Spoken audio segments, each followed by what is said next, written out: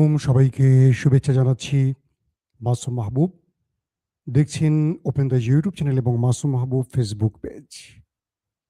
মাসুম ভাই, দোকানের সামনে অনেক লোক ভিড় করে আছে আপনার কথা শোনার জন্য। মামুন, পশ্চিমবঙ্গ, বাঙ্গাল থেকে দেখছেন না? পৃথিবীর যেই প্রান্ত থেকে যারা দেখছেন সবার জন্য শুভকামনা। আপনাদের জন্য থাকছে আজ বেশ কিছু ব্রেকিং খবর। যেহেতু তারাবির নামাজে যাবেন, সংক্ষিপ্ত সময়ের জন্য এই লাইভটি আমি করছি। প্রথম ব্রেকিং খবর আপনাদের জন্য। নেতানিয়াহু কি বেঁচে আছেন আবারও নতুন করে এই গুজবে মার্কিন যুক্তরাষ্ট্রের পলিটিশিয়ানরা প্রশ্ন তুলেছেন। তার মানে এখনো আপনাদের কাছে খুশির খবর আসার সুযোগ রয়েছে। পাশাপাশি ইরান কি বলেছে, যদি বেঁচে থাকে নেতা কাকু, সেক্ষেত্রে ইরান কি করবে, তারও চমকপ্রদ তথ্য এসছে। পাশাপাশি মার্কিন যুক্তরাষ্ট্র, যারা বিশ্ব মোড়ল দাবিদার সুপার পাওয়ার, পৃথিবীর কাছে যে সাহায্য চেয়েছিল আমেরিকা, আজকে দিনের প্রথম ভিডিওতে বলেছিলাম, তারপর বিশ্ব নেতারা ট্রাম্পকে কি বলল, এবং আজ সারাদিন দুটো দেশের মধ্যে যে তাণ্ডব লীলা চালালো খামেনি বাহিনী, সেটা দেখে ওই দেশটির অবস্থা খারাপ হয়ে গেছে। পাশাপাশি মার্কিন বেশ কিছু স্থানে প্রকাশ্যে ড্রোন গিয়ে হিট করেছে এবং সেই ড্রোনের ফুটেজ ইরান বিশ্বের কাছে রিলিজ করে দিয়েছে। এবং আরব রাষ্ট্রগুলো এখন বুঝে গেছে তাদের দীর্ঘদিনের মিত্র বা বন্ধু ফলস ফ্ল্যাগ অপারেশন করছে। আবারও ফেঁসে গেল দুইজন নেতা কাকু, ড্রাম চাচ্চু। চলুন এই খবরগুলো আপনাদের একটা একটা করে দেবার চেষ্টা করছি। চট্টগ্রাম থেকে দেখছেন না? জি। নারায়ণগঞ্জ থেকে, নেত্রকোনা থেকে, লেবানন থেকে, লক্ষ্মীপুর থেকে, চাঁদপুর, মতলব থেকে। জি দর্শক, দুবাই থেকে ইকবাল। প্রথম যে খবরটি দিয়ে শুরু করতে চাই, সোশ্যাল মিডিয়ায় একটি ভিডিও রিলিজ করেছে ইরান। দেখা গেছে একটি ড্রোন খুব চমৎকার মুডে, বিনোদন মুডে না, একদম হানিমুন মুডে ঢুকে গেছে মার্কিন এটি বেজের মধ্যে। মার্কিন যুক্তরাষ্ট্রের যে বেজগুলো আছে সেই বেজে ড্রোনটি ঢুকেছে। কোনো ইন্টারসেপ্টর, কোনো মিসাইল সেটাকে লক্ষ্য করে হিট করতে পারছে না। ড্রোনটি সেই সীমান্তের ভেতরে ঢুকলো, বেজের ভেতরে ঢুকলো, বেজের পুরো অবকাঠামোর পিকচারগুলো, ভিডিওগুলো ইরানের হেডকোয়ার্টারে রিলিজ করলো। কি কি আছে সব দেখালো ইরানের হেডকোয়ার্টার। তারপর সেই ড্রোনটি কামিকাজি, যেহেতু আত্মঘাতী যেহেতু ড্রোনটি, অনায়াসে বেইজের সবচেয়ে গুরুত্বপূর্ণ স্থানটার মধ্যে গিয়ে হিট করে নিজেও ধ্বংস হলো, সেটাকেও ধ্বংস করলো। এই ভিডিওটি রিলিজের সঙ্গে সঙ্গে আমেরিকার জনগণ প্রশ্ন তুলল, আমেরিকার প্রতিরক্ষা ব্যবস্থা কোথায়, যারা তাদের নিজেদের বেজকে রক্ষা করতে পারছে না? একটা বেজের মধ্যে ঢুকে কি করে ইরানের ড্রোন অনায়াসে, একদম খুব লো ডিস্টেন্স থেকে দেখা যাচ্ছে, ভিডিওটি আমরা দেখলাম বসে বসে, অনায়াসে ঘুরছে বেড়াচ্ছে হানিমুন মুডে, হ্যাঁ, মনে হয় যে গান শুনছে হেডফোন দিয়ে, তারপর গিয়ে ঠিক টার্গেটে হিট করে সেটাকে ধ্বংস করে দিল। এটা দিয়ে ইরান বোঝালো তাদের শত্রুদের প্রতিরক্ষা ব্যবস্থাকে তারা ভেঙে চুরমার করে দিয়েছে। এরপর তারা সফলভাবে সেখানে আক্রমণ করছে। এর মানে এখন ইরান চাইলে ওই দেশটির যে কোনো টার্গেটে হিট করতে পারবে।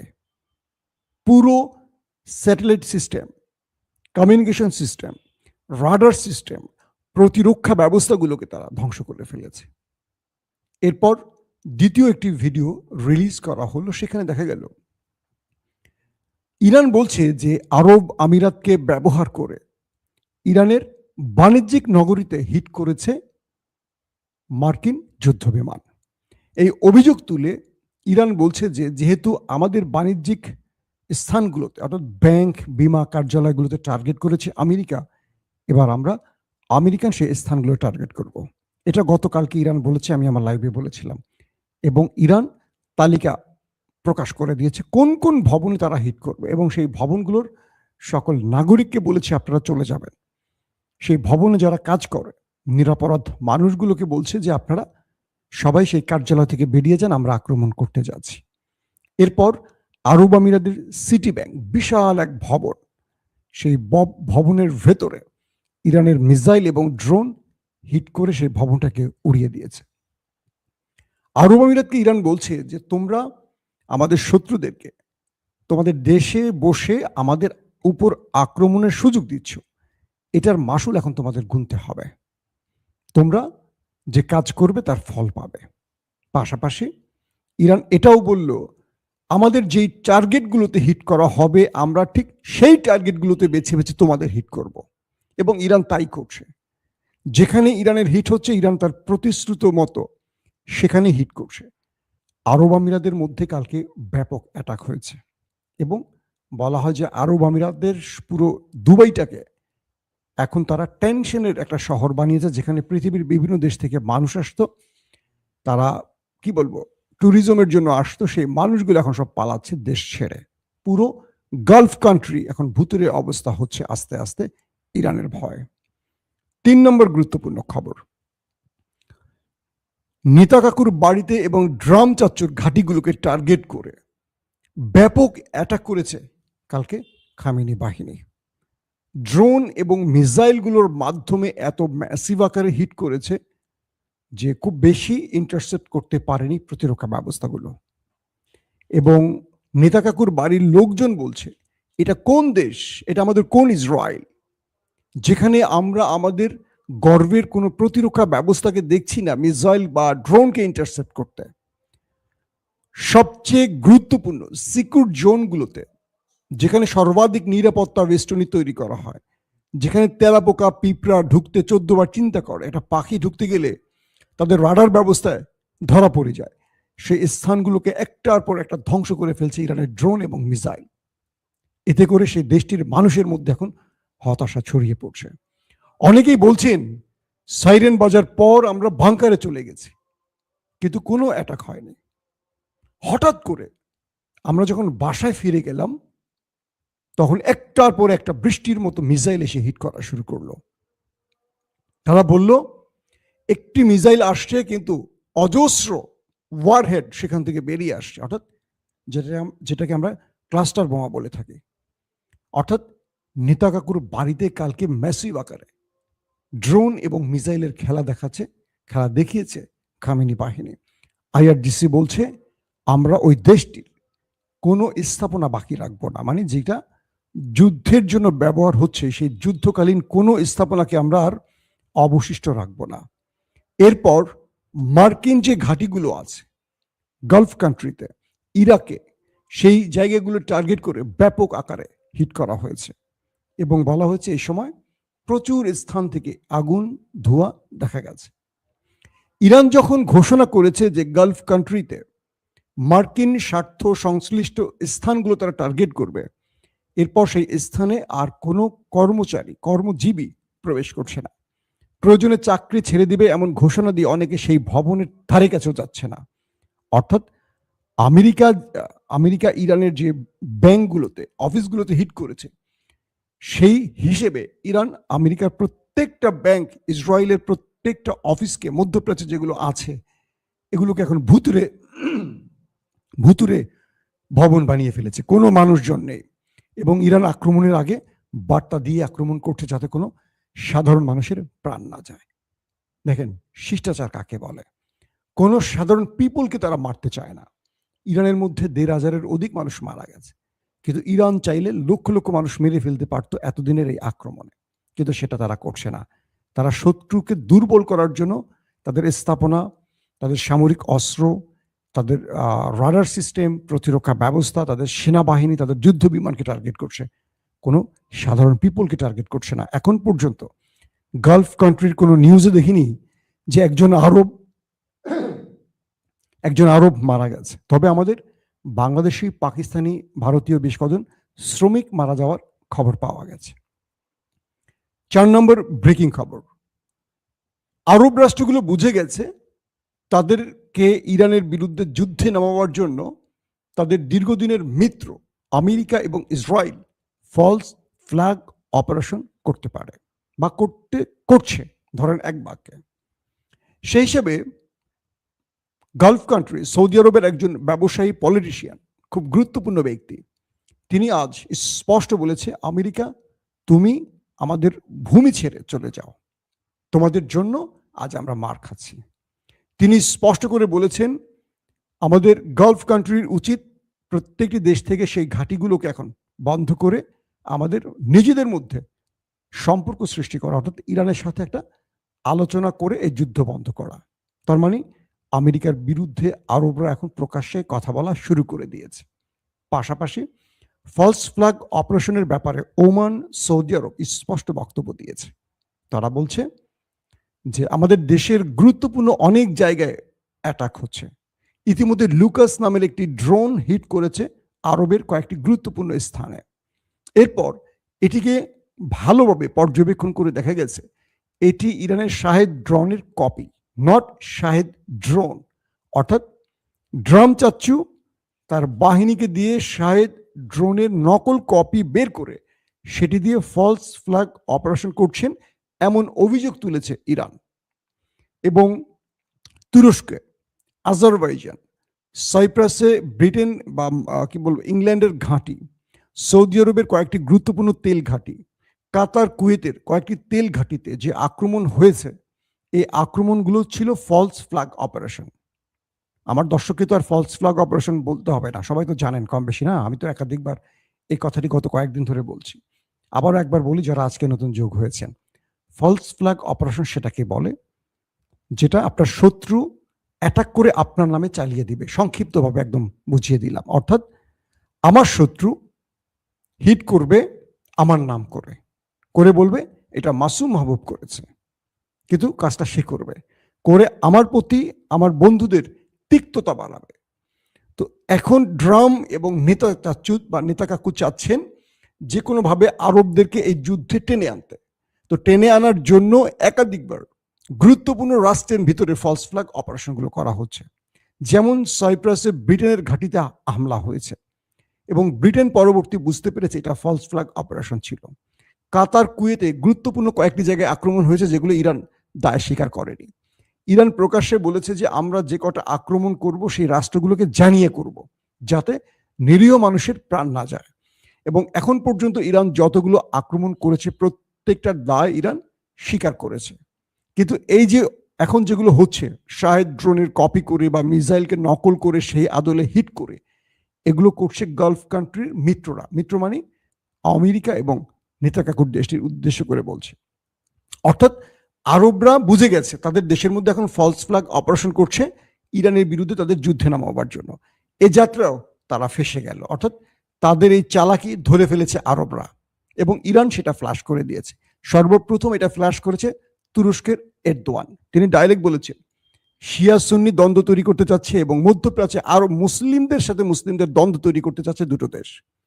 সকল 57টি মুসলিম দেশকে বলবো সতর্ক থাকেন, আমাদের ধর্ম শিয়া নয়, সুন্নি নয়, আমাদের ধর্ম ইসলাম। তার মানে প্রত্যেকে এক থাকবেন। এর পরপরই এরদোয়ানের বিরুদ্ধে নেতা কাকুর দেশ থেকে স্টেটমেন্ট আসছে, নেক্সট টার্গেট তাদের তুরস্ক এবং এরদোয়ানকে সরাবেন, কারণ এরদোয়ান ইসলামী টেরোরিস্ট। এইভাবেই বক্তব্য দিয়েছে সেই নেতা কাকুর দেশটি। এখন যে অবস্থাটা হয়েছে যে এই ফলস ফ্ল্যাগ অপারেশনে ব্যর্থ হয়েছেন ট্রাম্প। কেন? কারণ সবাই বুঝে গেছে শত্রু কারা। অর্থাৎ 2026-এ এসে পৃথিবীর সকল গণমাধ্যমের মিথ্যাচারকেও মোটামুটি প্রমাণ করে দিচ্ছে এবার ইরান, তুরস্কর মতো দেশগুলো। কিভাবে এই যে ফলস ফ্ল্যাগ অপারেশনগুলো হচ্ছে, পশ্চিমা দুনিয়ার সকল গণমাধ্যম প্রকাশ করছে যেগুলো ইরান করছে। আল জাজিরা বলে দিচ্ছে, টিআরটি ওয়ার্ল্ড বলে দিচ্ছে, ইরানের বড় বড় গণমাধ্যমগুলো বলে দিচ্ছে এগুলো ফলস ফ্ল্যাগ অপারেশন। কিভাবে? এই যে ড্রোনগুলো ধ্বংস হওয়ার পর তার যে যন্ত্রাংশগুলো পড়ে যায়, এগুলোকে গবেষণা করে বলছে এটা শাহেদ ড্রোন নয়। আরবরা চমৎকার একটা মানে ঠান্ডা মাথা তারা অনেক কিছু পর্যবেক্ষণ করছেন।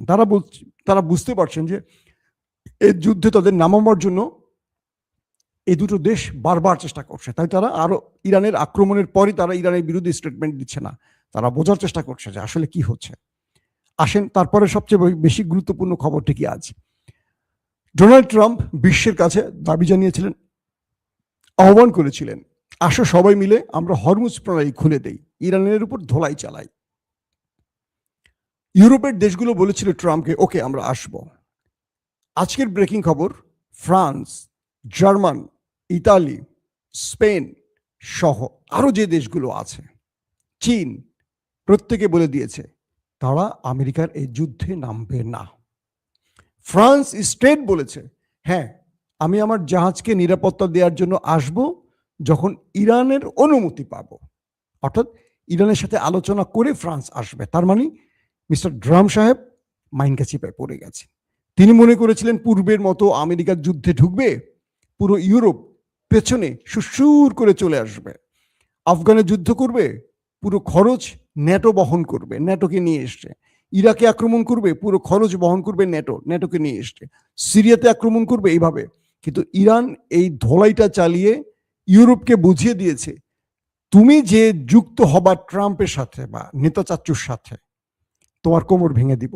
তোমার ওস্তাদ আমেরিকা মাইর খায় এখন তোমাদের ডাকে, আর তুমি আসবা তারা সাহায্য করতে? এত বড় দুঃসাহস তোমার, আসো। আজকে এতদিন হরমুজ প্রণালী ইরান বন্ধ করে রেখেছে, ট্রাম্প সাহেব বা তার রাষ্ট্রটি সুপার পাওয়ার এখন পর্যন্ত সেই হরমুজ প্রণালী খুলতে পারেনি। ব্রিটেন বলে দিয়েছে আমরা এই যুদ্ধে জড়াবো না। France, German, Britain, Italy, Spain সবাই বলে দিয়েছে। তার মানে আবারও একা হয়ে পড়েছেন ট্রাম্প। ইতিমধ্যে মার্কিন যুক্তরাষ্ট্রের গণমাধ্যম বলছে ট্রাম্প এই যুদ্ধে ফেসে গেছেন। আজকে মার্কিন যুক্তরাষ্ট্রের একজন পলিটিশিয়ান একটি পোস্ট করেছে, সেখানে সোশ্যাল মিডিয়া তিনি নেতানিয়াহুর ছেলের উদ্দেশ্য করে পোস্ট করেছেন যে মিস্টার অমুক, তোমার বাবা বেঁচে আছে কিনা আমরা একটু জানতে চাই। এই টুইটের পর পৃথিবীতে আবার আলোচনা শুরু হয়েছে। এক, দুই নম্বর, আজকে নেতা চাচ্চুর দেশটি, আমাদের নেতা কাকুর দেশটি, তাদের যিনি ডিফেন্স মিনিস্টার, তিনি সেনাবাহিনীর ঊর্ধ্বতন ব্যক্তিদের নিয়ে মিটিং করেছেন। সেই মিটিংয়ের ছবি রিলিজ হয়েছে সেই দেশটির গণমাধ্যমে, বিশ্ব গণমাধ্যমে, কিন্তু সেখানে নেতা কাকুকে দেখা যায়নি। অতীতের প্রত্যেকটি যুদ্ধে এই মিটিংটি নেতা সাহেব নিজে করতেন তার জেনারেলদের সাথে নিয়ে, সেনা প্রধানদের নিয়ে, গোয়েন্দা প্রধানদের নিয়ে, কিন্তু সেখানে দেখা গেছে ডিফেন্স মিনিস্টারকে, আমাদের প্রাইম মিনিস্টার নেতা কাকুকে দেখা যায়নি। এই ভিডিওটি রিলিজের পর আশঙ্কা তৈরি হয়েছে আরো বেশি করে, তাহলে তিনি কি নেই? তিনি কি ঊর্ধ্ব জগতে চলে গেছেন? কোথায় আছেন তিনি এখন? মিলিয়ন ট্রিলিয়ন ডলারের প্রশ্ন একটা, তিনি কি বেঁচে আছেন না পালিয়ে আছেন? ইরান বলছে তিনি যদি বেঁচে থাকেনও, আমাদের ইন্টেলিজেন্স তার খোঁজ নিচ্ছে, তিনি যেখানেই পালিয়ে থাকবেন সেখানেই আক্রমণ হবে, যেখানেই থাকবেন সেখানেই আমাদের মিসাইল বা ড্রোন যাবে। যদি তিনি বেঁচে থাকেন, তার তথ্য ইরান নেয়ার কাজ করছে। আইআরজিসি বলছে যে তিনি যেখানেই থাকবেন সেখানেই আমাদের ড্রোন বা মিসাইল পাঠাবো, ওয়েট করেন। তার মানে নেতা সাহেবের এখন পালপিটেশন গরম হয়ে গেছে। বেঁচে থাকলে খাবেন, আর বেঁচে না গেলে তো ওপারে চলে গেছেন। ফেরেশতারা তাকে এখন ইফতারি খাওয়াচ্ছেন, সেহরি খাওয়াচ্ছেন। এখন আমার ছেলে পাশ থেকে বলবে, বাবা আজকেও নেতা কাকুর জন্য দোয়া চাও। আমার ছেলেটা খুব মজা পায়, বুঝছেন, সে রোজা রাখে, দোয়া করে। বুঝছেন কি দোয়া করে? ছোট মানুষ, সে রোজাও রাখছে, দোয়াও করছে। সেই দোয়াটা আপনারা করবেন, যারা অজস্র ফিলিস্তিনদের কাঁদিয়েছে, যারা ইরানিদের কাঁদিয়েছে, যুগে যুগে নিরীহ মানুষকে কাঁদিয়েছে, তাদের জন্য কোন দোয়াটা করবেন এই রোজায়? প্লিজ।